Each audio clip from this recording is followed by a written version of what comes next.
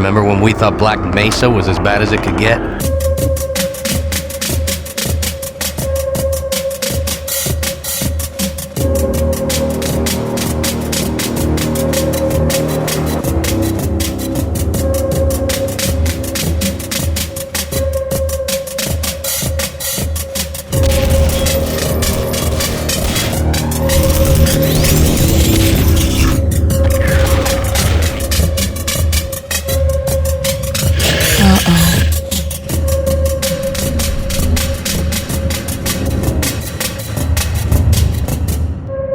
Well, well, isn't this just like old times?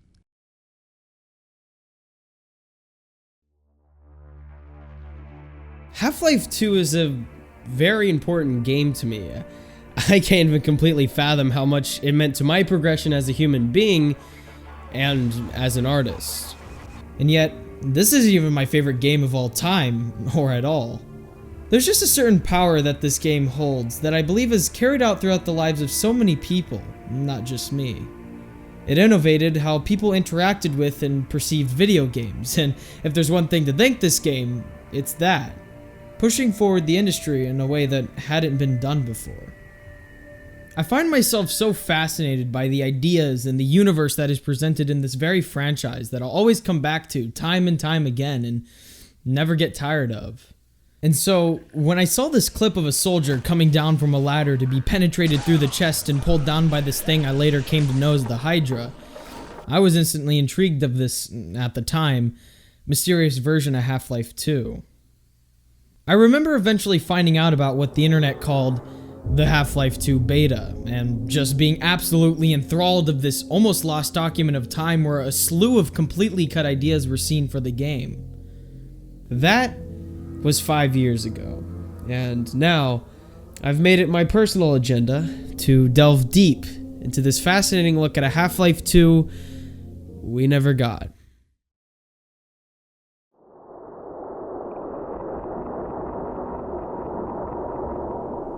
Half-Life 2 was going to be dark. Darker than even the product we have now. The original style perfectly represented that unnerving and oppressive feeling that Valve always intended to capture. City 17 was a true dystopia with huge skyscrapers, propaganda posters, and videos everywhere, and it overall had a gritty, gothic, evil, sinister, dirty, and peculiarly green aesthetic to reflect a particular narrative element that itself was cut from the game. Viewing the concept art done by Viktor Antonov, it can be seen that a lot of the design and visual presentation in the beta levels were a lot more faithful to his work. Comparatively, the style here makes the retail product look a lot more chipper and lighthearted.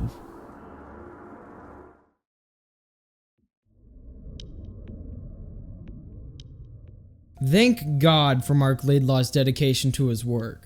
That statement pertains to many aspects of what he's done for the community and for Half-Life, but in this case, it's how he gave us a look into the world Valve was planning to implement into Half-Life 2. Throughout the development of the game, Laidlaw had written full-size documents of story fragments for designers to refer to that were fortunately featured in the book, that I actually have, by the way, totally gonna flex that, Half-Life 2, Raising the Bar. Seen in one of these documents was one about the start of the game, aptly titled, "Now Arriving, City 17. Laidlaw always intended for G-Man to be the first things players saw in the game, but the details that follow, I would say, are pretty interesting. First of all, instead of being set right at the train station in City 17, the player was to be in the Wasteland, which was an area that initially played a way larger role than it did in retail. I mean, in retail, it's basically straight up absent, except for like a split second during the teleportation malfunction sequence at the beginning of the game. I suppose it's a better fate than being completely gone, something that is unfortunately said for a lot of the following things to be talked about here.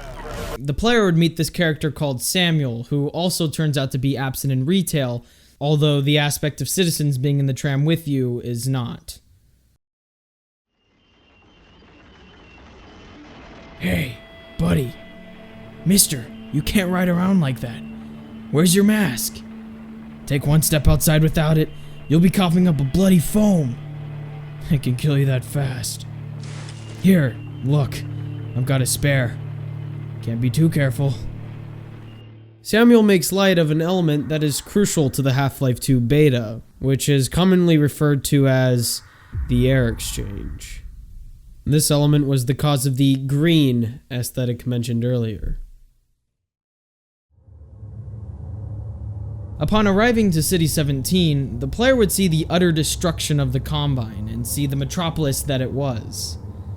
Here, you would see elements such as the cremator factories, where child workers prepared cremator heads, a part of a cut enemy of the game. The child workers as well were soon to be cut out due to the implementation of the suppression field in the retail product. The Stenographer's Chasm, an adult-driven factory, was an area of the game to be seen in the City 17 section as well. This went on record to be cut out due to it not having any grand impact on gameplay, which honestly is a reason for many of the following things to be canned. Instead of Dr. Breen, there was the console. Besides appearance, voice, and personality, these two essentially played the exact same role. The console actually had voice files where he can be heard spouting propaganda to the residents of City 17.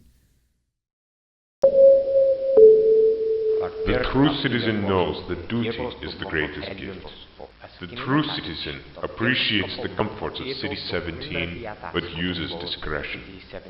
The true citizen's identity band is kept clean and visible at all times. The true citizen's job is the opposite of slavery. The true citizen conserves valuable oxygen. Citizens were seen wearing gas masks to protect themselves from the, Samuel mentioned, deadly air caused by the air exchange. Eventually, the player was to make their way to the Manhack arcade. Here was presented an entertainment area for the citizens, where they would take control of a Manhack via an arcade machine, and were given the goal to kill as many people with it as they could, unknowing to the fact that they were actually doing so, since they were under the pretense that it was all just a game. The player themselves would have actually had the option to take control of a Manhack. Here in this section, the player would meet Barney Calhoun, who would lead you to Kleiner's lab, which notably went through a drastic change to retail. There was even a time where Kleiner was killed in the teleportation malfunction sequence.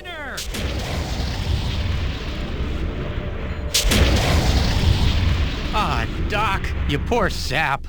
The sequential canals were depicted more ruinous to fit into the beta style Valve was going for. Here, the player would meet enemies like head crabs, bull squids, barnacles, etc. And yes, you heard me right. Bull squids were intended to return to Half-Life 2, but obviously did not end up doing so. The player would traverse through this area first on foot, then either on jet ski or airboat, which the jet ski never came to pass in retail, so it ended up being airboat. This area would then make way to the Wasteland section of the game.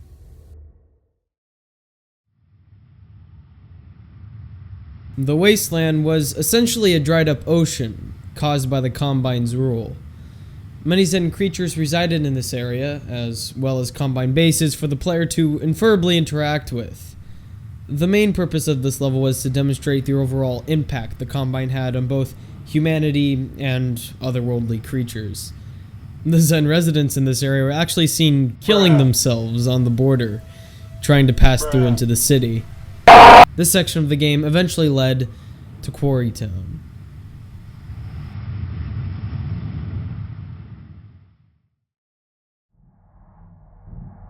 Quarrytown was just basically Ravenholm, with a few minor changes here and there aesthetically and design-wise, but overall had the exact same premise and, in a lot of cases, design. I suppose Ravenholm could be titled as one of the last true remnants of the Half-Life 2 beta. At the end of this section, the player would have taken control of a digger vehicle to kill a big mama pod in the mines. And besides the mines, everything else was completely cut out. An interesting, or rather unsettling, detail was additionally made in a piece of concept art for the Quarrytown section. In the apartment building, as the player was to traverse up the stairs, on the bottom level, under a bed, a dead child body was to be viewed. Probably cut out due to the suppression field being implemented.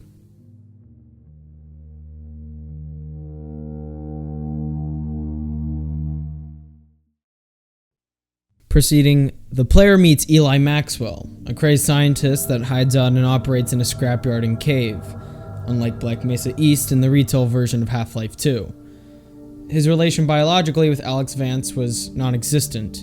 Instead, he was a close friend. A cut voice line of Eli Maxwell can be heard where he warns of a particle storm, another cut concept of the game. If you've never been out there before, I have one piece of advice. At the first flicker of green light, you run. First storm I saw, I made the mistake of stopping to study it. That's how I lost my leg. I've seen them take out whole squads, reeling in soldiers, tearing gunboats to bits. Some say it's only an electrical disturbance, but if you ask me, there's an intelligence in there somewhere. If only we could communicate with it. A force like that on our side. Now that would be a powerful ally. Of course, the fate of Eli Maxwell is known. He was merged with the mutually cut character Captain Vance, whom of which was to be a veteran military leader that would help the player during most of the large-scale combat scenarios with his men, the Combine conscripts, and his resistance group. This Captain Vance also is mentioned in a cut voice line by an earlier version of Alex. I'm hurt. Can't move. Go on without me. Find my father. There's an emergency bunker near the inner gates. He'll be in command there. Tell him I... Run!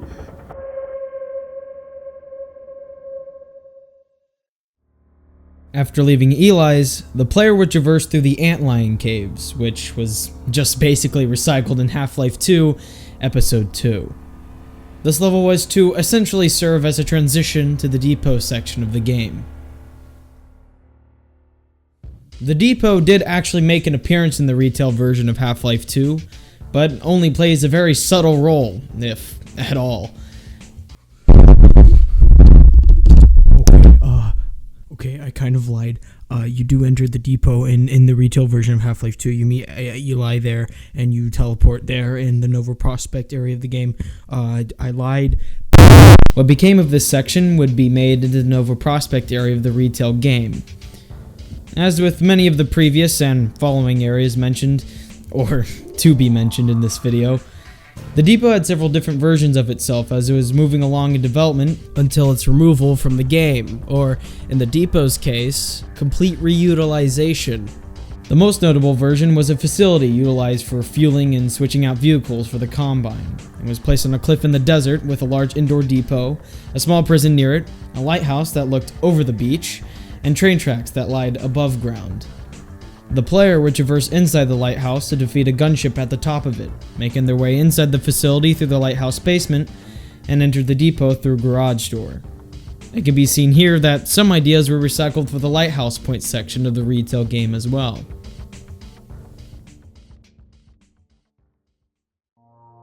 The air exchange takes place after the depot, and basically you are to stop the Combine's deadly air production in this huge industrialized factory that's heavily guarded by stalkers and other Combine creatures and synths, as well as soldiers.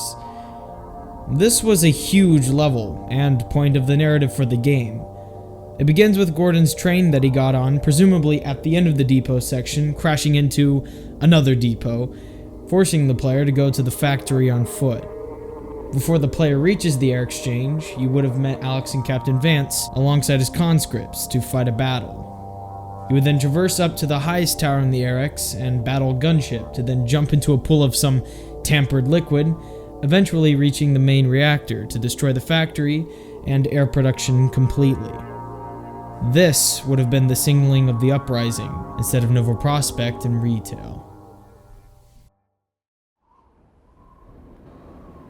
After the air exchange section, the player would have walked again on foot to the shore, where you would meet a character by the name of Odell, who was to be later recycled as Odessa Cubbage in retail. Odell and the player would travel via a tugboat to a large ship known as the Borealis. The Borealis would be seen drifting along the sea, and upon entering the ship, many corpses of crewmen would be viewed lying about in its interior. The player would have to fight against many stalkers, soldiers, and zombies to reach the section's end. Tanks containing Combine assassins, a cut enemy that would have served as a successor to the female assassins of Half-Life 1, were to be seen in the ship as well.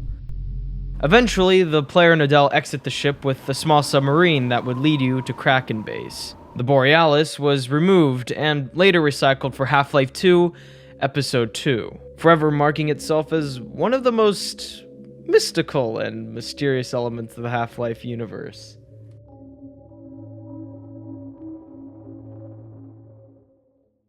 Kraken Base was a secret underwater base ran by the Resistance, where the player would have met Elena Mossman, a cut character recycled to be Judith Mossman.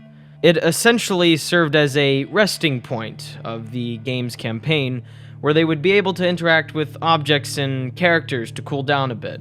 After a while, the ship would have been attacked by the Combine, and the player was forced to proceed further on foot, as the fate of the other characters are unknown at this point of the story. Kraken Base was basically recycled to become Black Mesa East, alongside the mixing in of Eli's Den. This section of the game led to the weather control.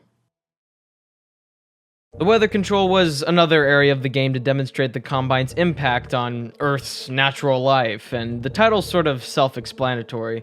When the player arrives at the weather control, you would have met Alex and Captain Vance once again to fight a very large-scale battle, as detailed in one of Laidlaw's story fragments. During the battle, Captain Vance would inform the player that a cargo plane was to arrive for them and Alex to go back to City 17. Once Alex and the player reached City 17, your plane would crash into a skyscraper, leaving Alex injured and captured by the Combine, as the player is ordered to find her father. The player eventually descends onto the streets of City 17, where they would aid the Resistance in fighting against the Combine, similar in concept to Retail, but way different in execution. During this section of the game, the player was to traverse underground, where they would encounter the Hydra. I believe that the Hydra is one of, if not the coolest thing that was cut from the Half-Life 2 beta. It was a creature unlike anything the player would have seen throughout the game. It was a fast-moving, very versatile, and aggressive enemy, and in general, it just looked really cool. It was described as being made out of luminous gelatinous flesh, where the organs were clearly visible to the player. It would attack using its sharp-ended face and impale enemies, among many other attacks, as that face was actually a part of a larger organism with presumably an even more vast set of abilities. According to its designer Ken Birdwell, it was his pet project, and was something that everyone at Valve got excited about upon viewing its progress. It was worked on for a full 6 months on and off before it was cut. Apparently, it was zero fun to play against in first person, but was amazingly cool to watch it fight other characters. Birdwell left off on the topic, stating, "When a design isn't working, it just isn't working." Personally, he wishes it to still exist within the Half-Life universe somewhere, and to possibly have it reworked to act more like an antlion in its AI, or something along that line. Anyways, after that section, the player finally reaches the end and arrives at the Citadel. They would enter through the lower entrance, as illustrated by this piece of concept art, and would make their way up to the consul's office to confront him and save Alex. Here, the player also would have learned that Mossman had betrayed them, as also seen in the final release. A possible concept for the console was that at this section of the game, the player would have viewed that he had gone through the process of becoming immortal through Combine technology, as observed in this piece of concept art. This was actually later reused in a more subtle manner throughout the Half-Life 2 main game and episodes. Overall, this section was rather kept the same, but made changes in effect to other cut elements of the game. Hey, that rhymed. I'm gonna be honest, I missed a few things with this video, such as the vast amount of weapons that you could have got. Some of the cut enemies, such as this weird assassin guy that I completely forgot the name of, as well as the very first map ever developed for Half-Life 2 called Get Your Free TVs. You know, it's kind of impressive how large of a community there is behind the Half-Life 2 beta. There's actually a channel completely dedicated to beta content, mainly Half-Life 2. And those guys over there have done a fantastic job restoring the old Half-Life 2 beta maps to a more playable state. So to those guys, I really, cheers to you with the fucking Diet Pepsi. While I may wish that maybe Valve made Half-Life 2 the way they initially intended it to be, I think that lies more so with the fantasy of it instead of the reality. I mean, Valve knows what they're doing when it comes to making video games, right? And I mean, Half-Life 2 was a really well-received game, so there's really not much to complain about when the product we got in the end was nothing short of great.